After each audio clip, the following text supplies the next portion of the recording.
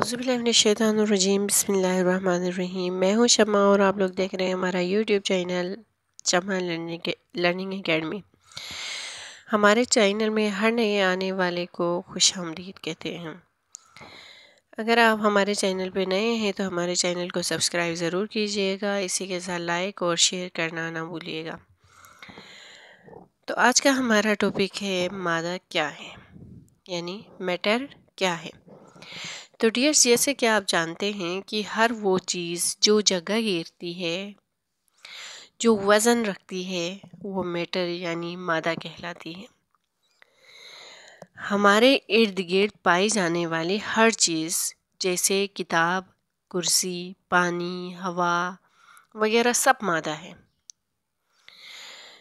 کیونکہ یہ سب جگہ گھیرتے ہیں اور وزن بھی رکھتے ہیں۔ مادے کے سب سے چھوٹے جز کو ایٹم کہتے ہیں، یعنی سب سے چھوٹے جو پارٹ ہوتا ہے اس پارٹ کو ایٹم کہتے ہیں۔ ایٹم جسامت میں اتنا چھوٹا ہوتا ہے کہ ہم اسے دیکھ نہیں سکتے۔ ایٹم کی جسامت جاننے کے لیے ہم ایک تجربہ کرتے ہیں۔ آئیے چاک کا چورا سوئی کی نوک پر لگائیں، اب اس پر پھونک ماریں۔ چاک کے ذرات اب سوئی میں باقی نہیں رہے، نظر نہیں آ رہے، مگر اب بھی کچھ ذرات سوئی پر موجود ہوتے ہیں۔ دراصل یہی ذرات ایٹم ہوتے ہیں۔ اب ہم مالیکیولز کی بات کریں تو دو یا دو سے زیادہ ایٹم آپس میں مل کر مالیکیولز بناتے ہیں۔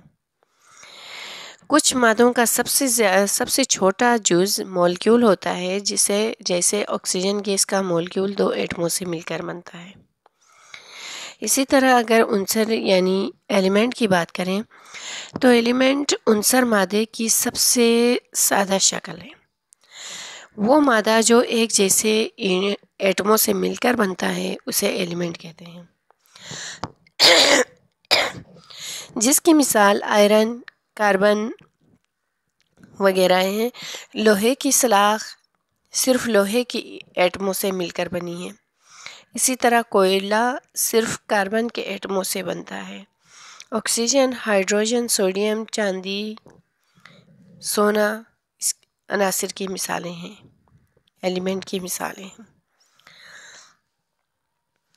اب ہم بات کریں مرکب یعنی کمپاؤنڈ کی، تو کمپاؤنڈ ہمیشہ 2 یا 2 سے زائد چیزوں کے آپس میں ملنے سے کمپاؤنڈ بنتا ہے، مرکب بنتا ہے۔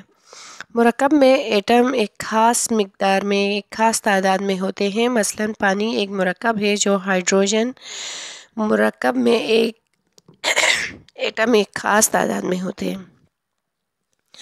مثلاً پانی ایک مرکب ہے جو ہائیڈروجن ایٹم اور آکسیجن ایٹم کے مالیکیولز پر مشتمل ہوتا ہے۔ اسی طرح کاربن ڈائی آکسائیڈ گیس کاربن اور آکسیجن کے ایٹموں پر مشتمل ہوتی ہے۔ کھانے کا نمک یعنی ٹیبل سالٹ سوڈیم اور کلورین گیس کا مرکب ہوتا ہے۔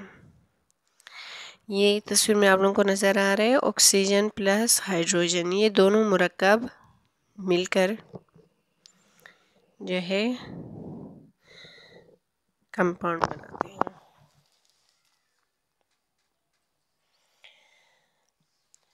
جیسے کہ آپ جانتے ہیں کہ مادہ 3 حالتوں میں ہوتا ہے ہمیشہ: سولیڈ، لیکوڈ، گیس، یعنی ٹھوس، مائع اور گیس میں پایا جاتا ہے۔ آئیے دیکھتے ہیں کہ ایٹم ان 3 حالتوں میں کس ترتیب میں موجود ہوتا ہے۔ سب سے پہلے جو تصویر آپ لوگوں کو نظر آ رہی ہے یہ ٹھوس کی ہے، یعنی سولیڈ۔ سولیڈ کے مالیکیولز ایک دوسرے کے بہت قریب ہوتے ہیں۔ یہ آپس میں اس طرح جڑے ہوتے ہیں کہ حرکت کر کے ایک جگہ سے دوسری جگہ نہیں جا سکتے، بلکہ اپنی جگہ پر رہ کر حرکت کرتے ہیں۔ اس لیے ٹھوس اشیاء کی مخصوص حجم اور شکل ہوتی ہے۔ اسی طرح لیکوڈ کی بات کریں مائع کی، تو مائع کے مالیکیولز ایک دوسرے کے قریب ہوتے ہیں لیکن ٹھوس کے مالیکیول کی طرح جڑے نہیں ہوتے۔ اسی لیے مائع کی کوئی مخصوص شکل نہیں ہوتی، جس برتن میں ڈالیں اسی کی شکل اختیار کر لیتے ہیں۔ گیس کی بات کریں تو گیس کے مولکیولز ایک دوسرے سے دور دور ہوتے ہیں اور آزاد ہوتے ہیں. یہی وجہ ہوتی ہے کہ گیس کی کوئی مخصوص شکل اور حجم نہیں ہوتا. گیس کسی جگہ اور برتن کی گنجائش کے لحاظ سے جگہ گھیرتی ہے.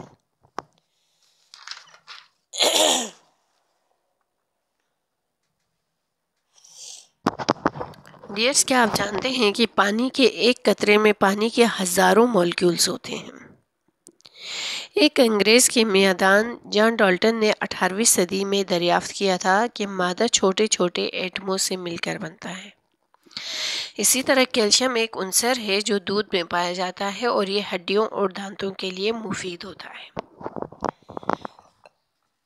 اب ہم بات کریں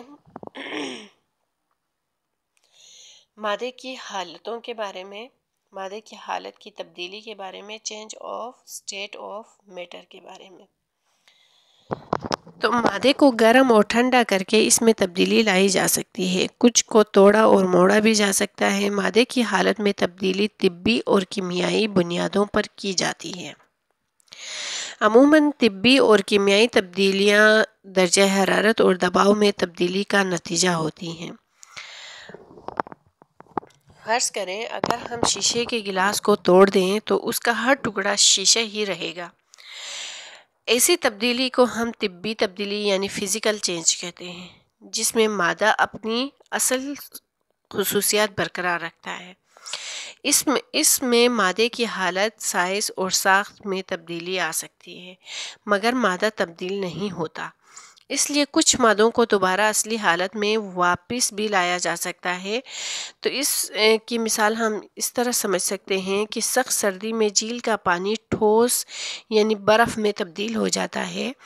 کیتلی میں موجود ابلتے ہوئے بھاپ یعنی سٹیم اٹھتی ہے جو دراصل گیس ہے. درج ذیل عوامل یعنی مادے میں طبی تبدیلی کا باعث بنتے ہیں جو درجہ حرارت میں تبدیلی کے نتیجے میں عمل میں آتی ہیں. ان میں سب سے پہلا ہے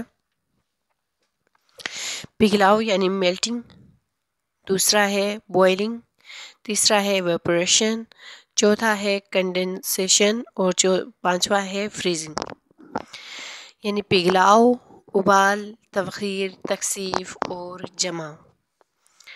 تو سب سے پہلے ہم بات کریں پگھلاؤ کی، میلٹنگ کی.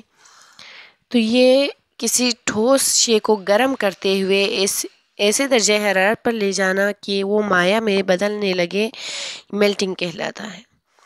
ٹھوس کے مولکیولز آپس میں سختی سے جڑے ہوئے ہوتے ہیں. گرم ہونے پر مولکیولز سے ایک دوسرے سے دور ہو جاتے ہیں. اس طرح ٹھوس پگھل کر مائع میں تبدیل ہو جاتا ہے. اب ہم بوائلنگ کی بات کریں تو کسی مائع کا درجہ حرارت میں اضافہ، بخارات میں بدلنا، کھولاؤ یا بوائلنگ کہلاتا ہے. مائع کے گرم ہونے پر اس کے مولکیولز تیزی سے حرکت کرنے لگتے ہیں اور ایک دوسرے سے دور ہونے لگتے ہیں. زیادہ گرم کرنے پر مولکیولوں کی حرکت اور تیز ہو جاتی ہے، یہاں تک کہ مولکیولز بخارات بن کر اڑ جاتے ہیں. تبخیر یعنی ایواپوریشن کی بات کریں تو کسی مائع کی سطح پر یعنی لیکوڈ کی سطح پر سے لیکوڈ کے جو مولکیولز کا گیسی حالت اختیار کرنا تبخیر یعنی ایواپوریشن کہلاتا ہے. کسی لیکوڈ کی سطح پر لیکوڈ کے مولکیولز کا گیسی حالت اختیار کرنا تبخیر یعنی ایواپوریشن کہلاتا ہے. درجہ حرارت بڑھنے کے ساتھ سطح پر موجود مولکیولز کی حرکت اور تیز ہو کر بے ترتیب ہو جاتی ہے اور مولکیولز آزاد ہونے لگتے ہیں. اب یہ لیکوڈ بخارات بنانے لگتا ہے یعنی گیس میں تبدیل ہو جاتا ہے. تو یہ عمل ہمارا ایواپوریشن کہلاتا ہے. جیسے ہم کپڑے دھو کر ڈال دیتے ہیں، گیلے ہوتے ہیں اور یہ گیسی حالت میں تبدیل ہو جاتا ہے، پانی سوکھ جاتا ہے ہوا کے گزرنے کی وجہ سے، دھوپ کے پڑنے کی وجہ سے. تو یہ ایواپوریشن کا عمل ہوتا ہے. اسی طرح ہم کنڈنسیشن کی بات کریں، عمل تکثیف کی، تو گیس کا لیکوڈ حالت میں تبدیل ہونا کنڈنسیشن کہلاتا ہے۔ درجہ حرارت کی کمی کی وجہ سے گیس کے مولکیولز کی حرکت ہلکی ہو جاتی ہے یا یہ ایک دوسرے کے نزدیک آنے لگتے ہیں اور مائع بن جاتے ہیں۔ آپ نے کسی برتن کے ڈھکن پر ابلتے پانی کی وجہ سے جمع ہونے والے قطرے اور کھڑکی کے شیشے پر جمع ہونے والے پانی کے قطرے دیکھے ہوں گے، تو یہ عمل تکثیف یعنی کنڈنسیشن کہلاتا ہے۔ اب ہم بات کریں فریزنگ کی یعنی جماؤ کی، تو درجہ حرارت کی کمی کے نتیجے میں کسی مائع کا ٹھوس میں تبدیل ہو جانا فریزنگ کہلاتا ہے۔ درجہ حرارت کی کمی کی وجہ سے یعنی سردی کی وجہ سے کے نتیجے میں کسی مائع کا ٹھوس میں تبدیل ہونا یعنی پانی کا برف بن جانا فریزنگ کہلاتا ہے۔ جب پانی کو کم درجہ حرارت پر رکھا جاتا ہے تو اس کے مولکیولز کو آزادانہ حرکت تقریباً رک جاتی ہے، یہ آپس میں جڑ جاتے ہیں اور پانی برف میں تبدیل ہو جاتا ہے، تو یہ فریزنگ کہلاتا ہے۔ تو ڈیئرس، آج ہم نے ڈسکس کیا میٹر کو، مولکیولز کو، ایلیمنٹس کو، اس کے بعد کمپاؤنڈ کو، اور ہم نے میٹر کی حالتوں کو ڈسکس کیا: بوائلنگ، فریزنگ، ایواپوریشن، میلٹنگ، کنڈنسیشن اور فریزنگ کو۔ یقیناً آپ لوگوں کو سمجھ میں آ گیا ہوگا، بہت ہی انٹرسٹنگ ہے۔ اگر آپ لوگ غور سے سن رہے ہیں، اگر ہماری ویڈیو پوری اگر آپ لوگ دیکھتے ہیں تو آپ کو ضرور سمجھ میں آ جائے گا۔ تو اسی کے ساتھ ہم آپ سے چاہتے ہیں اجازت۔ اللہ حافظ۔